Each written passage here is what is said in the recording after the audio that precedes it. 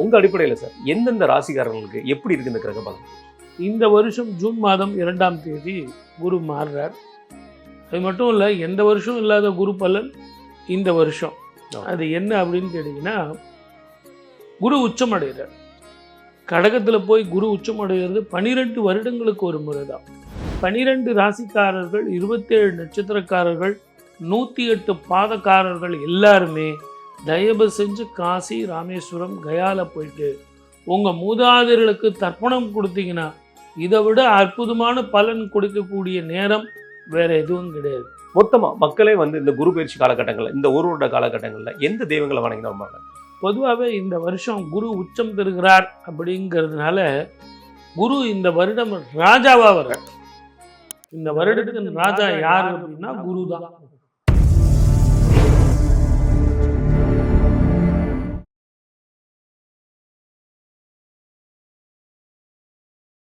வணக்கம். இன்றைய நம்முடைய சிறப்பு விருந்தினர் தெய்வீக ஜோதிடர் ஏஆர் பாலகிருஷ்ண ரெட்டி சார் இருக்காரு. அவர்கிட்ட சமீபத்தில் குரு பயிற்சி தான் இருக்கு. அதை பற்றி கிரக பலன்களை பற்றி நம்ம தெரிஞ்சுக்கிட்டு இருக்கோம். வாங்க அவர்கிட்ட நம்ம பேச தயாரும். சார் வணக்கம். குரு பிரம்மா எப்படி இருக்கீங்க? குரு விஷ்ணு, குருதேவோ மகேஸ்வரஹ, குரு சாட்சாத் பரபிரம்மா, தஸ்மை ஸ்ரீ குருவே நமஹ. என் அன்பு தமிழ் என் பல்ஸ் நேயர்களுக்கும் மகா குரு நேயர்களுக்கும் என் அன்பு வணக்கங்கள். என் அன்பு சகோதரருக்கும் என் அன்பு வணக்கங்கள். வணக்கம் சார். எப்படி இருக்கீங்க சார்? நல்லா இருக்கு சார். Right sir. இப்போ சமீபத்தில் குரு பயிற்சி நடந்திருக்கு சார். இந்த பயிற்சி நடந்ததுலேருந்து பரபரப்பாக போயிட்டுருக்கு. ஏன்னா ஒரு பக்கம் வந்து தமிழக அரசியல், அதை விட்டுருவோம். நம்முடைய விஷயங்களை பார்க்க போனால் எப்போவுமே குரு பயிற்சி ஆகிறது ஒரு ராசிக்கு வந்து மாறும்போதே இங்கே பலவரும் பல விதமான கருத்துக்களை சொல்லிட்டு இருப்பாங்க. உங்கள் அடிப்படையில் சார் எந்தெந்த ராசிக்காரங்களுக்கு எப்படி இருக்குது இந்த கிரக பலன்கள்? பொதுவாகவே குரு வந்து சுப கிரகம். சனீஸ்வரர் அப்படிங்கிறது அசுப கிரகம். அசுப கிரகம் மாறும்போது ஒரு பயத்தோடு பார்ப்பாங்க. சுப கிரகம் மாறும்போது எனக்கு கல்யாணம் ஆகுமா சார், வீடு கட்டுவேனா, குழந்தை பாக்கியம் கிடைக்குமா, வேலை வாய்ப்பு மாறுவேனா அப்படின்னு எல்லாரும் சுபத்தை நிறைய கேட்பாங்க. அதனால தான் குரு பலனுக்கு வந்து மிகப்பெரிய எதிர்பார்ப்பு எல்லாருடைய ஜாதகம், வரவேற்பு அதிகமாக இருக்கும். அதனால் எனக்கு என்ன சார் நல்லது நடக்கும் அப்படின்னு இந்த குரு பெயர்ச்சியை வச்சு தான் பார்ப்பாங்க. அதுவும் வருஷத்துக்கு ஒரு முறை இந்த குரு பெயர்ச்சி நடக்கும். இந்த வருஷம் ஜூன் மாதம் 2ஆம் தேதி குரு மாறுறார். அது மட்டும் இல்லை, எந்த வருஷம் இல்லாத குரு பலன் இந்த வருஷம். அது என்ன அப்படின்னு கேட்டிங்கன்னா, குரு உச்சம் அடைகிறார். கடகத்தில் போய் குரு உச்சம் அடைகிறது 12 வருடங்களுக்கு ஒரு முறை தான். அந்த மாதிரி குரு உச்சம் அடைகிறது ஒரு அபூர்வ நிகழ்ச்சி இங்கே. அதே மாதிரி ஒரு வருஷத்துக்கு ஒரு வீட்டில் தான் இருப்பார் அப்படின்னு கொஞ்ச நேரத்துக்கு முன்னாடி சொன்னேன். ஆனால் இந்த வருஷம் பார்த்திங்கன்னா 3 ராசியில் இருக்க போகிறார். இது ஒரு அபூர்வமான குரு பெயர்ச்சி. இந்த ஆண்டு தமிழ் வருஷ பருப்பு தொடக்கத்தில் பார்த்திங்கனாலே மிதுனத்தில் குரு இருப்பார். மிதுனத்தில் குரு இருந்து இந்த ஆண்டை துவக்கிறார். அதுக்கு பிறகு கடகத்தில் வந்து உச்சம் பெறுகிறார். மீண்டும் குரு வந்து அதிசாரமாக சிம்மத்துக்கு போகிறார். ஆக ஒரே வருஷத்தில் 3 விதமான குரு மாறுறார். குருவுக்கு ஸ்தான பலம் கிடையாது, பார்வ பலம் இருக்குது. 5, 7, 9 என்பது 3 வீட்டுக்கு பார்த்தீங்கன்னா 9 வீட்டுக்கான பலன்கள் கிடைக்கும். நிறைய பேர் இதில் பெனிஃபிட் அடைவாங்க. நிறைய இடமாற்றம், தொழில் மாற்றம், குடும்பத்தில் கெட்டி மேளம் கொட்டுறது, ரொம்ப நாள் குழந்தை பாக்கியம் இல்லாமல் இருக்கிறவங்களுக்கு குழந்தை பாக்கியம், வீடு கட்டுறது, வாகனங்கள் வாங்கிறது அப்படின்னு சுப பலன் நிறைய கிடைக்கும். இந்த மாதிரி நேரத்தில் தான் இங்கே தமிழ்நாட்டில் நமக்கு இப்போ எலெக்ஷன் நடந்துட்டு. மக்கள் தீர்ப்பே மகேசன் தீர்ப்பு அப்படின்னு பொதுவாக சொல்லுவாங்க. 2வது எல்லாம் சொல்லி முடிச்சுட்ருப்பாங்க. இந்த இது வரும்போது நீங்கள் ரிலீஸ் பண்ணும்போது பார்த்தீங்கன்னா எக்ஸிட் போலே வந்துடும். சில நேரங்களில் நீ ஒரு நாள் தள்ளி போட்டிங்கனாலே ரிசல்ட்டே வந்துடும். யார் முதல்வர் அப்படிங்கிறது அவங்கவுங்க ஓட்டு போட்டவங்க வந்திருப்பாங்க. எல்லாருக்கும் ஒரு சந்தோஷமாக இருப்போம். பொதுவாகவே மக்கள் தீர்ப்பு தானே. அதனால் யார் ஆண்டா என்ன, ராமன் ஆண்டா என்ன, யார் இன்னொரு இதுவும் பேசுவாங்களா சார்? முதல்வர் அவர்களுடைய அந்த ராசி பலனோ அல்ல நம்ம ஆளக்கூடிய அந்த ராசி பலனை வச்சு நம்முடைய மாநிலத்தோட சூழ்ச்சிகள், நம்ம மாநிலத்தோட நிகழ்ச்சிகளை தெரிஞ்சுக்கலாங்கிற மாதிரி சொல்லுவாங்களா? கண்டிப்பாக அரசன் எவ்வளியோ அப்படி தான் அந்த ஊர் மக்கள் எல்லாம் வாழ்வாங்க. இந்த வருஷம் யார் வருவாங்கங்கிறது இப்போ அதுலேயே நம்ம சொல்லிடலாம். இருந்தாலும் இந்த ரிசல்ட் வரும்போது இந்த நிகழ்ச்சியில் எல்லாரும் பார்த்துட்டு இருப்பாங்க. ஸோ அதனால் இப்போ போய் நம்ம போய் ரிசல்ட்டை சொல்கிறதுங்கிறது அவ்வளோ நல்லா இருக்காது. மனம் போல மாங்கல்யம் அப்படிங்கிற மாதிரி உங்களுடைய எண்ணம் போல உங்களுடைய அரசன் உங்களுக்கு வந்திருப்பார். வாழ்க வளமுடன். All the best. கண்டிப்பாக சார். இந்த குரு பயிற்சி நடக்குது, நீங்கள் சொல்லிட்டீங்க 3 ராசிகளில் வந்து இருக்கிறாருன்னு. எத்தனை காலங்கள் எத்தனை வருடங்கள் வரைக்கும் இந்த ட்ராவல் இருக்கும் சார்? 1 வருஷம் இருப்பார். 1 வருஷம் இருப்பார். 1 வருஷம் இருப்பார். ஆனால் அந்த 1 வருஷத்துக்குள்ளே 3 மாற்றங்களை கொடுக்கக்கூடியவராக இந்த வருஷம் இருக்கார். 12 வருடங்களுக்கு ஒரு முறை வரக்கூடிய குரு உச்சம் அடைகிறார். அது மட்டுமில்லை, ஞானகாரகன் கூட போய் சேர்றார். கேது போய் சேர்றார். கடகத்தில் ஞானகாரகன் போய் சேர்றதுங்கிறது, குருவோட ஞானகாரகன் கேது சேர்றதுங்கிறது ஒரு அபூர்வ காம்பினேஷன். Okay sir. நான் எப்படி 12 வருடங்களுக்கு ஒரு முறை குரு வராரு அப்படின்னோ, அதே மாதிரி 18 வருடங்களுக்கு ஒரு முறை தான் கேது வந்து ஒரு வீட்டுக்கு வருவார். இந்த 2 பேரும் சேர்றதுங்கிறது மிக அபூர்வ சேர்க்கை. 100-150 வருடங்களுக்கு ஒரு முறை சேரக்கூடிய ஒரு சேர்க்கை. அதனால் 12 ராசிக்காரர்கள், 27 நட்சத்திரக்காரர்கள், 108 பாதக்காரர்கள் எல்லாருமே தயவு செஞ்சு காசி, ராமேஸ்வரம், கயாவில் போயிட்டு உங்கள் மூதாதையர்களுக்கு தர்ப்பணம் கொடுத்தீங்கன்னா இதை விட அற்புதமான பலன் கொடுக்கக்கூடிய நேரம் வேறு எதுவும் கிடையாது. ஏன்னா காசிக்கு போய் நீங்கள் தர்ப்பணம் கொடுத்துட்டு வாங்க அப்படின்னு கேட்டால் குருவனுடைய பார்வை இருந்தால் தான் முடியும். அதே மாதிரி கேதுவனுடைய அருள் பார்வை இருந்தால் தான் நீங்கள் 7 தலைமுறைக்கு பிண்டம் வைக்க முடியும். இது 2மே சேர்ந்து இருக்குது. இந்த மாதிரி காலகட்டத்தில் போய் செய்கிறதுங்கிறது உங்களுக்கு புண்ணியம் இருந்தால் தான் அந்த நதிகளில் போய் செய்ய முடியும். ஆகவே இந்த நிகழ்ச்சியை பார்த்துட்டு இருக்கிற என்னுடைய அன்பு நேயர்கள் அத்தனை பேருக்கும் தயவு செஞ்சு உங்களுடைய மூதாதையர்களுக்கு பிண்டம் கொடுத்துட்டு, தர்ப்பணம் கொடுத்துட்டு, நீர் கொடுத்துட்டு வாங்க அப்படிங்கிறது மகா உன்னத பரிகாரத்தை கொடுக்கும். Right sir. குரு பயிற்சி ஒவ்வொரு ராசிக்காரங்களுக்கும் நம்ம எப்படி இருக்குன்னு பார்க்க போகிறோம். அவங்களுக்கு தேவையான தெய்வங்கள் நம்ம பார்க்குறத விட மொத்தமாக மக்களே வந்து இந்த குரு பயிற்சி காலகட்டங்களில், இந்த ஒரு வருட காலகட்டங்களில் எந்த தெய்வங்களை வணங்கினா ரொம்ப நல்லது? பொதுவாகவே இந்த வருஷம் குரு உச்சம் பெறுகிறார் அப்படிங்கிறதுனால குரு இந்த வருடம் ராஜாவாக வர்றார். இந்த வருடத்தின் ராஜா யார் அப்படின்னா குரு தான்.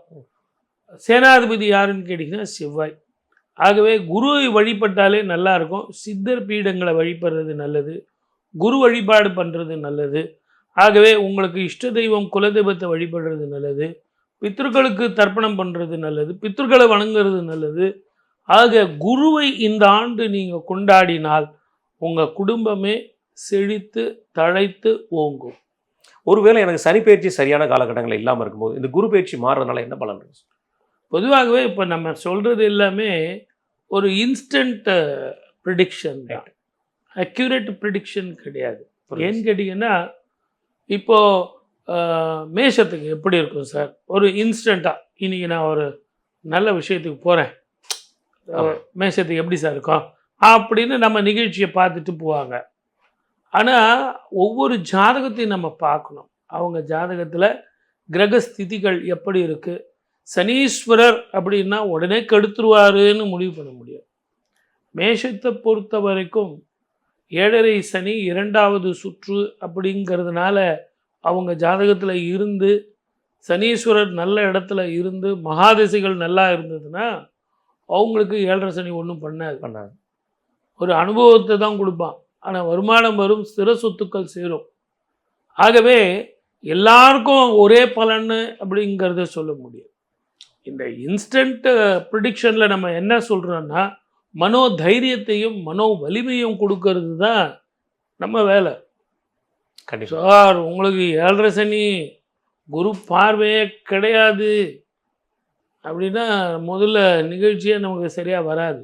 கண்டிப்பாக முதல்ல ஜோதிடம் பார்க்குறது எதுக்காக பார்க்குறோம்? நம்பிக்கை. 12 கட்டத்தில் எந்த கட்டத்தில் தப்பிக்கலாம்?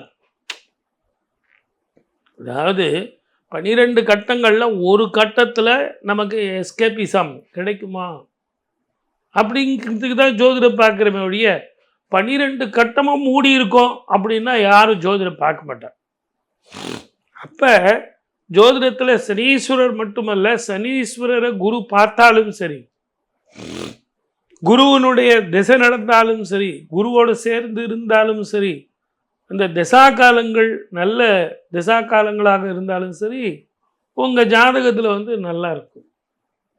புரியுது. ரெண்டாவது நீங்கள் நல்லா புரிஞ்சுங்க, உச்சம் பெற போகிறார் குரு, உங்களுக்கு ராஜாவா வரார் அப்படின்னா பொதுவாகவே குரு எப்பவுமே வில்லனா மாற தெரியாது. கதாநாயகன் கதாநாயகன் தான்.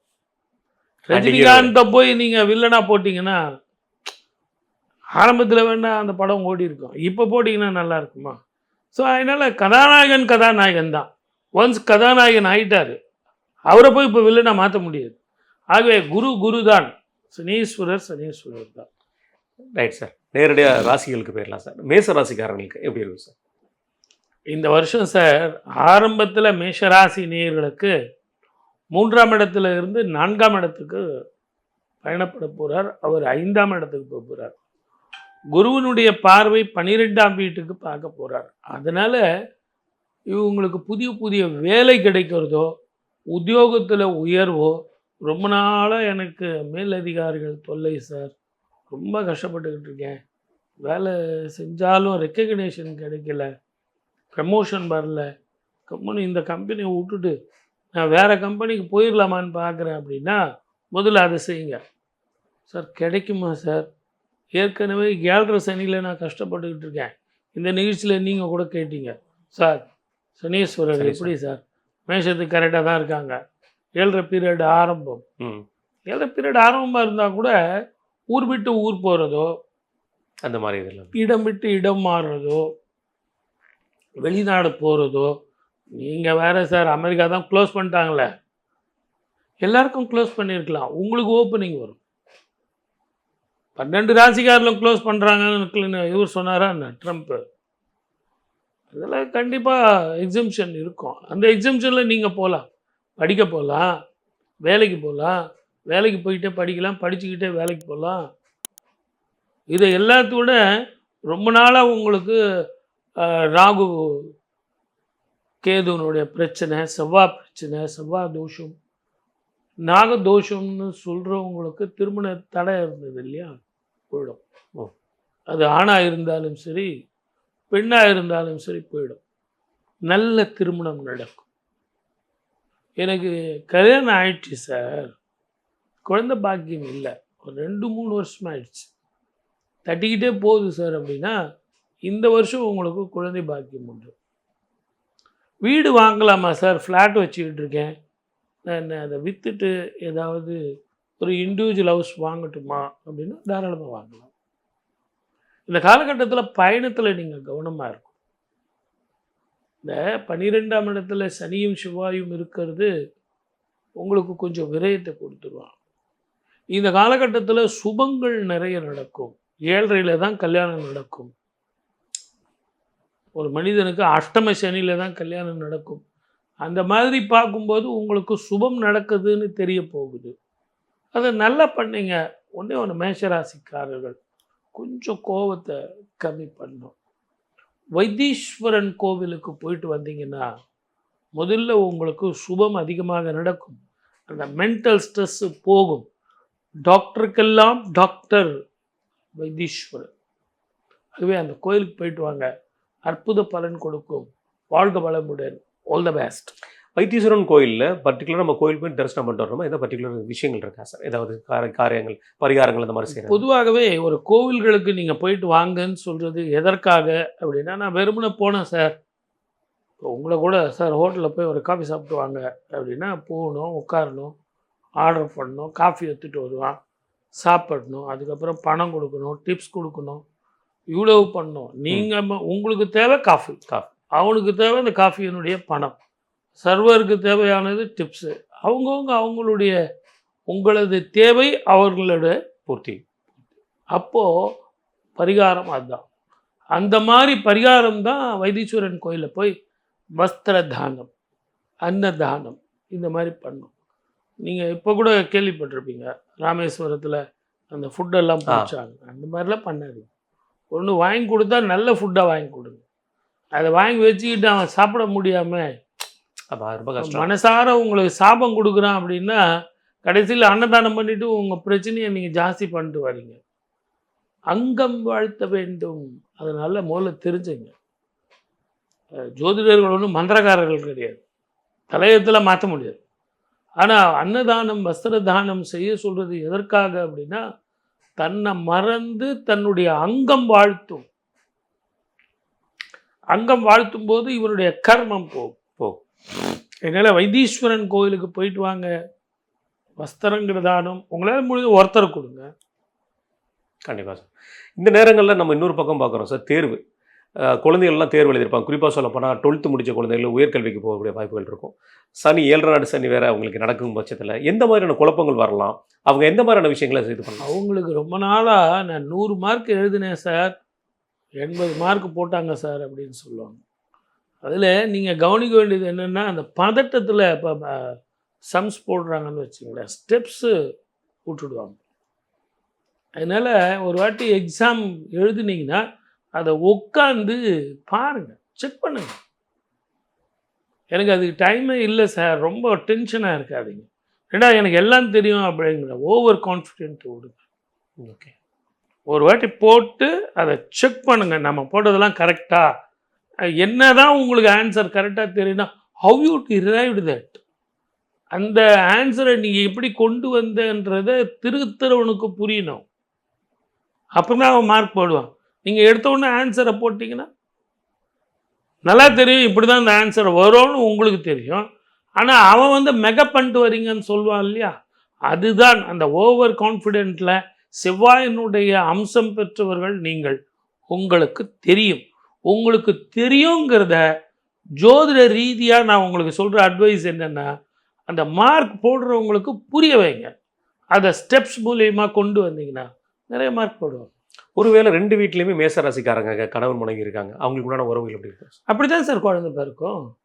கணவன் மனைவி ஒரே வீட்டில் இருப்பாங்களாங்கிறது, ஏக ராசியில் கல்யாணம் பண்ண மாட்டாங்க. இப்போ உள்ள லவ்க்கு மேரேஜ் இதெல்லாம் நடக்கிறதுனால, லவ் மேரேஜாக இருந்தால் கூட சார் அந்த மாதிரி அமையறதுக்கான வாய்ப்பு இல்லை. மேக்ஸிமம் ஏக ராசியில் கல்யாணம் பண்ணாலும் அது சிறப்பாக இருக்குமான்னு சொல்ல முடியாது. அது ஒரு பெரிய ஸ்டோரி. இருந்தாலும் தெர் இஸ் எ சான்ஸ் இருக்கு. அது இல்லைன்னு நான் மறுக்கிறதுக்கு தயாராக இல்லை. ஆனால் வேற ஒன்று போட்டால் சொர ஒன்றா முளைக்கும். அந்த மாதிரி இந்த நட்சத்திரத்தில் இருக்கிற மனிதர்களுக்கு இப்படிப்பட்ட குழந்தைகள் தான் பிறக்கும்னு சொல்லிட்டு இருக்குது. ஸோ அப்படி தான் பிறக்கும். அதனால் அது ஒன்றும் தப்பு இல்லை. நிறைய பேர் என்ன சொல்லுவாங்கன்னா, அப்பாவுக்கும் 7.5 சனி, பிள்ளைக்கும் 7.5 சனி, மனைவிக்கும் அஷ்டம சனி, கண்டக சனி அப்படின்னு சொல்லுவாங்க. அந்த மாதிரி இருக்கும்போது தான் இந்த சின்ன சின்ன பரிகாரங்களை செஞ்சு தீபம் போட்டு வஸ்திர தானம் பண்ணி அன்னதானம் பண்ணி ஈஸியாக ஜெயிக்கலாம். கண்டிப்பாக சார்.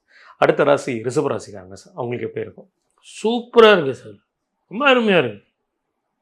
அவங்க எதிர்பார்த்த ஒரு 2-3 வருஷமாக எதிர்பார்த்துட்டு இருந்தாங்க. ரொம்ப சாஃப்டான ஆளுங்க, தெளிவான ஆளுங்க. அவங்ககிட்ட ஒரு வேலையை கொடுத்துட்டிங்கன்னா ரொம்ப கிளியராக பண்ணி வச்சுருவாங்க. அன்புக்கு ரொம்ப ஏங்குவாங்க. அவங்களுக்கு என்னென்னா ரெக்கக்னேஷன் இல்லையா சார், அதுக்காக தான் ரொம்ப. நீங்கள் எதாவது சொல்ல மாட்டிங்களா, நல்ல வார்த்தை சொல்லுங்களேன். முதல்ல உங்களுக்கு ப்ரமோஷன் வரப்போகுது, அதிக சம்பளம், நல்ல ரெஸ்பான்சிபிள் போஸ்ட்டுக்கு போக போகிறீங்க. படிக்கிற குழந்தைங்களாக இருந்தால் நல்ல படிப்பு, நல்ல நீங்கள் கேட்ட ஒரு கிளாஸ் கிடைக்கும். என்ன விரும்புகிறீங்களோ அந்த டிகிரி போய் படிக்கலாம், அந்த குரூப்பில் போய் சேரலாம்.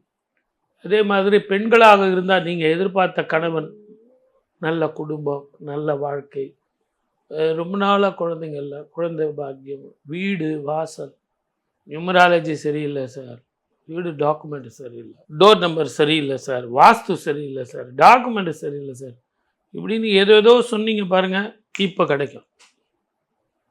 நல்ல ஃப்ளாட் அமையும், சொந்த வீடு அமையும், வெளிநாடோ வெளி மாநிலமோ போகிறதுக்கான வாய்ப்புகள்லாம் கிடைக்கும். அதை நீங்கள் யூட்டிலைஸ் பண்ணிங்க. உங்களுக்கு அந்த சந்தேகத்தை தான் விடணும். கிடைக்குமா சார், இப்போ நீங்கள் சொன்னீங்களா, அதெல்லாம் நடக்குமா? கிடைக்கும், நடக்கும்.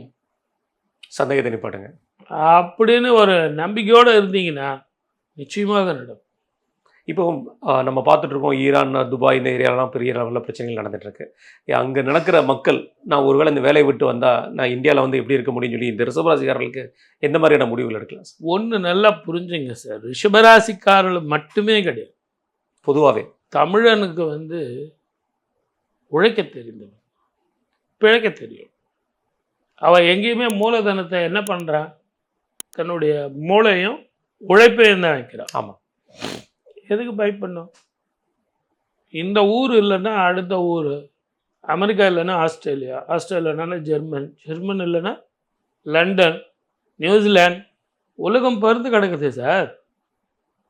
அதெல்லாம் ஒரு காலம் சின்ன பந்தாக இருந்தது, இப்போ பெரிய குளோப் ஆயிடுச்சு. ரெண்டாவது, உங்களுக்கு அதுக்கான டேலண்ட் இருக்கு, உங்களை வர சொல்லி தானே தீரணும். ட்ரம்ப் இப்போ எல்லாரையும் அனுப்புறேன்னு சொல்கிறாரு சார். என்னுடைய கேள்வியை தயவு செஞ்சு ரிஷபராசிக்காரர்கள் புரிந்து கொள்ளுங்கள். உங்ககிட்ட டேலண்ட் இருக்குது, உங்ககிட்ட அந்த சின்சியாரிட்டி இருக்குது, ஹார்ட் ஒர்க் இருக்குது, உங்களை யாராலையும் வெளியே போக முடியாது. வேணா இந்த கதவு மூடலாம், அடுத்த 2 கதவு திறக்கலாம், இடம் மாறலாம். உழைக்க தெரிந்தவர்கள் நீங்கள், பிழைக்க தெரிந்தவர்கள் நீங்கள். இந்த சலசலப்புக்கெல்லாம் நீங்கள் அஞ்சுறதே கிடையாது. இன்னும் கேட்டிங்கன்னா, ரிஷபராசிக்காரர்களுக்கு ஒரு தைரியம் சொல்கிறேன், நீங்கள் கேட்டதுனால. இலங்கை போர் வந்ததுனால தான் தமிழன் யாருன்னு தெரிஞ்சது. இலங்கை போர் வர்றதுக்கு முன்னாடி, தமிழர்கள் போர் வர்றதுக்கு முன்னாடி தமிழன் யாருன்னே தெரியாது. குறுகி போயிருந்தோம். புத்திசாலித்தனம் இருந்தது, அறிவு இருந்தது, எல்லாம் இருந்தது. போராட தெரிஞ்ச பின்னாடி தான் இந்த உலகம் முழுவதுமே நாம் வெடித்து சிதறிட்டோம். அதில் பெரும் பங்கு வந்து தமிழருக்கு. இன்னைக்கு எங்கே போனீங்கனாலும், எந்த கண்ட்ரியில் போனீங்கனாலும், முகம் தெரியாத ஊர், பேர் தெரியாத ஒரு ஊராக இருந்தால் கூட அங்கே தமிழன் இருந்தே தீருவான். அதுக்கு என்ன காரணம்னு நீங்கள் நினைக்கிறீங்க? உழைப்பு. உழைப்பு. நீங்கள் வீட்டில் இருந்து பணம் எடுத்துகிட்டு போகிறீங்களா? சொத்தை விற்று நான் பணமாக எடுத்துகிட்டு போகிறீங்க? உழைப்பு. மூலதனம் வந்து அறிவு. இது இரண்டுமே வைக்கிறதுனால ரிஷபராசிக்கு நேயர்கள் மட்டுமல்ல, வேணா ஒரு 2-3 மாதம் வேலை இல்லாமல் நான் கஷ்டப்படலாம், ஆனால் நான் எப்போவுமே கஷ்டப்படுவேன் சார்னு கிடையாது. அடிப்படை பிரச்சனைகள் உங்களுக்கு வராது. இந்த மடம் இல்லைன்னா இன்னொரு மடம் அப்படிங்கிற மாதிரி பேர். நிச்சயமாக உங்களுக்கு கௌரவமாக வாழலாம். குரு உங்களுக்கு உச்சத்தில் இருக்க போகிறார். இவ்வளோ சொல்கிறீங்க சார். அப்போ ரிஷபராசிக்காரங்க ஒருவேளை நான் புதுசாக பிஸ்னஸ் ஆரம்பிக்கலாம்னு நினைக்கிறேன் சார், என்ன பண்ணலாம் சார் கேட்டேன். அவங்கள ஒரு மைனஸ் பாயிண்ட் என்னன்னு கேட்டிங்கன்னா, எல்லாரையும் நம்பிடுவாங்க. அவங்க கை காமிச்சா அந்த ஓனருக்கு போய் பணம் சம்பாதிப்பான் கோடி கோடியாக. அதே ஃபார்முலா இவங்களுக்கு போட்டால் வராது. ஓகே. ஏன்னா சார் பசிக்குது சார் அப்படின்னு இவங்ககிட்ட நீங்கள் பணத்தை கேட்டிங்கன்னா, உள்ளேருந்து ஏதோ ஒரு நோட்டு கொடுக்கலாம், அப்படியே கொடுத்துட்டு போயிட்டே இருப்பான். அன்பானவர்கள், பாசமானவர்கள், அவங்களுக்கு என்னன்னு தெரியாது, வேல்யூ தெரியாது. அவன் பசின்னு கேட்டோம்பா, கொடுத்துட்டோம்பா. அதே மாதிரி பிஸ்னஸில் வந்து நான் வந்து கடன் கொடுத்தேன்பா, பார்ட்னரை நம்பினப்பா, அவனை நம்பினப்பா, இவன் சொன்னான்பா, அவன் சொன்னான்பா. அதனால் உங்களை பொறுத்த வரைக்கும் பிஸ்னஸ் சரி வராது. வேலைக்கு போங்க, அடுத்தவனுக்கு கை காட்டுங்க, ஒழுங்காக சேலரியை வாங்கிக்கோங்க, நிம்மதியாக பொண்டாட்டி பிள்ளைங்களோட ஜாலியாக இருங்க. Right sir. எந்த கோயிலுக்கு போகலாம் சார் ரிஷபராசிக்காரர்கள்? உங்களை பொறுத்த வரைக்கும் சந்திர வழிபாடு செய்கிறது ரொம்ப ரொம்ப நல்லது. பொதுவாகவே சித்ரா பௌர்ணமிங்கிறது யாருக்கும் அவ்வளோ விஷயம் தெரியுமான்னு தெரியல. 12 பௌர்ணமிகளில் மிகப்பெரிய பௌர்ணமி சித்ரா பௌர்ணமி. ஏன்னா பூரணச்சந்திரன், உச்சம் பெற்ற சூரியன், உச்சம் பெற்ற சூரியனோடு போய் சேர்ந்து சந்திரன் முழு ஒளியை உள்ளே வாங்கிக்கிறான். அவன் உச்சம் பெற்று முழு ஒளியையும் கொடுக்குறான். அந்த முழு ஒளியையும் உள்வாங்கிக்கிறது பூரணச்சந்திரன். அதனால தான் தமிழர்கள் கண்டுபிடித்த மிகப்பெரிய இது வந்து காவிரி பூம்பட்டினம் கடற்கரையில் வந்து நிலா சோறு சாப்பிட்ணுன்னா, நீங்கள் வெத்து நாளெல்லாம் போய் சாப்பிட முடியாது. வெத்து நாளெல்லாம் போய் சாப்பிட்டீங்க நிலா சோறு கண்டினியூஸாக சாப்பிட்றீங்கன்னா புத்தி பேதலிச்சிடும். லூனார் லுனாட்டிக் அப்படிங்கிறது அந்த சந்திரனுடைய பேர்ல இருந்து வந்தது. ஆகவே அந்த புத்திக்கும் சந்திரனுக்கும் நிறைய ஒற்றுமை உண்டு. ஆகவே சந்திர வழிபாடு செய்தால் தீர்க்கமான முடிவும் தெளிவான சிந்தனையும் தன்னுடைய வாழ்க்கையும் இவர்கள் அமைச்சுக்குவாங்க. மிதுன ராசிக்காரங்க சார். அற்புதமாக இருக்குது சார்.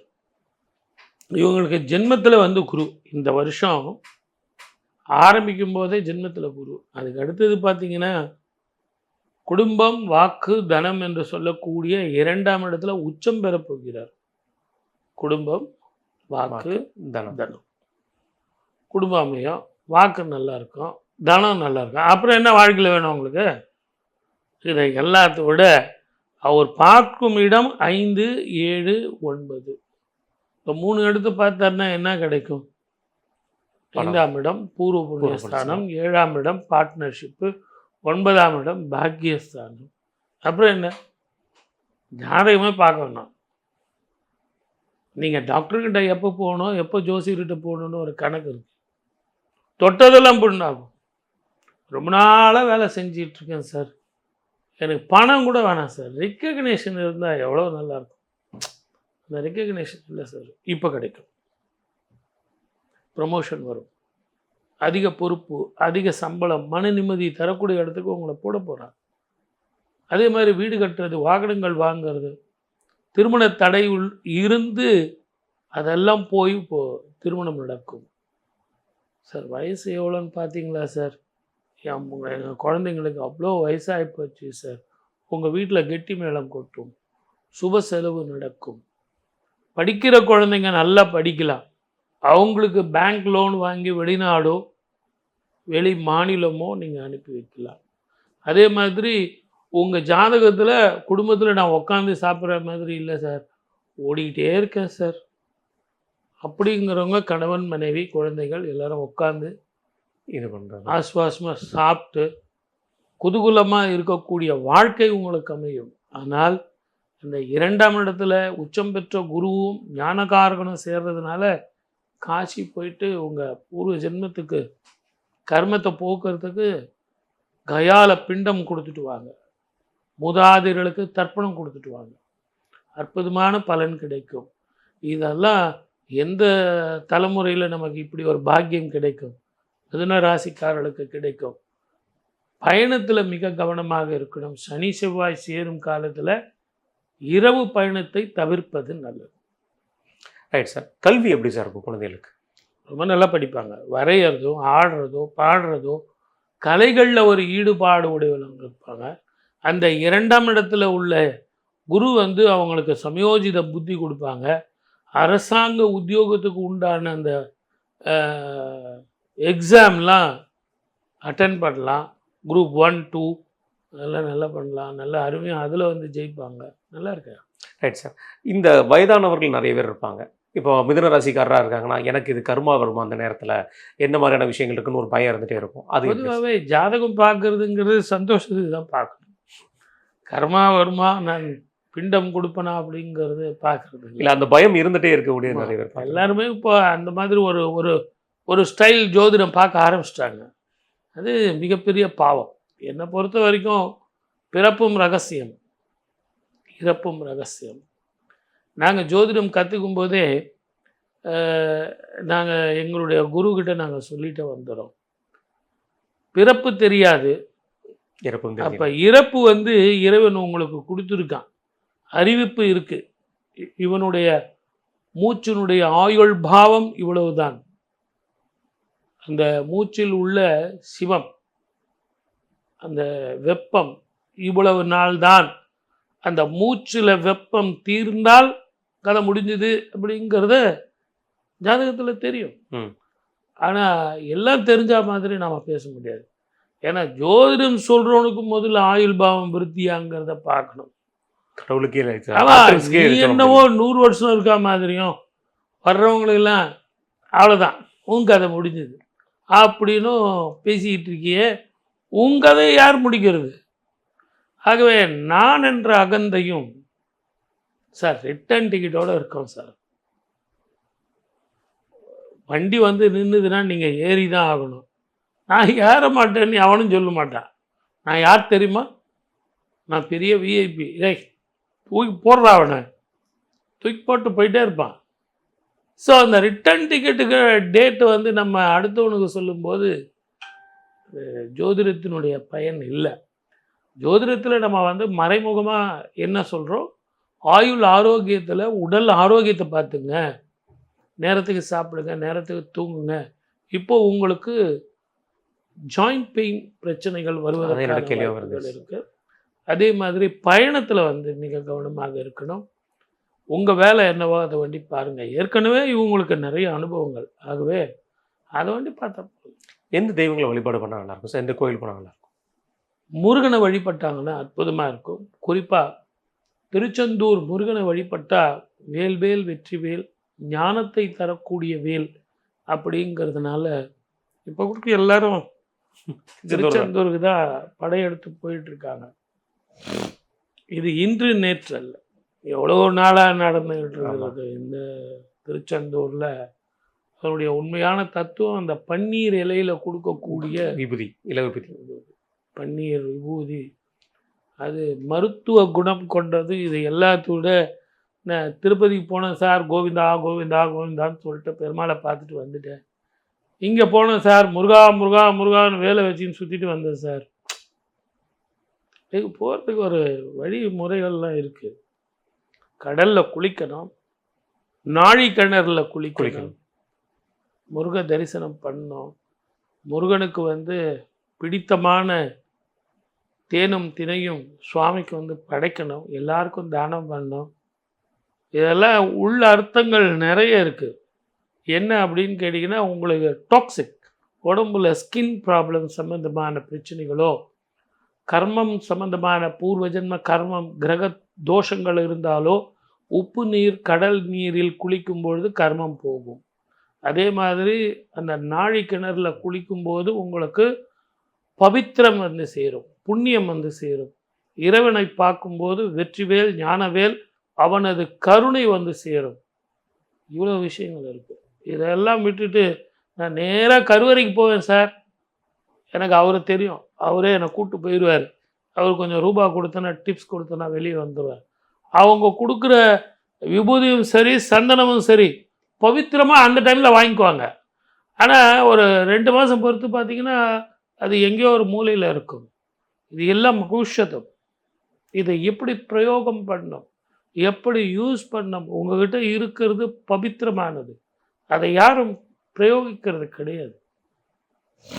ஆகவே திருச்செந்தூர் போயிட்டு வந்து நான் சொன்ன மாதிரி தானங்கள் தர்மங்கள் பண்ணிட்டு வாங்க. முதல்ல நினைத்தது நடக்கும், கேட்டது கிடைக்கும்.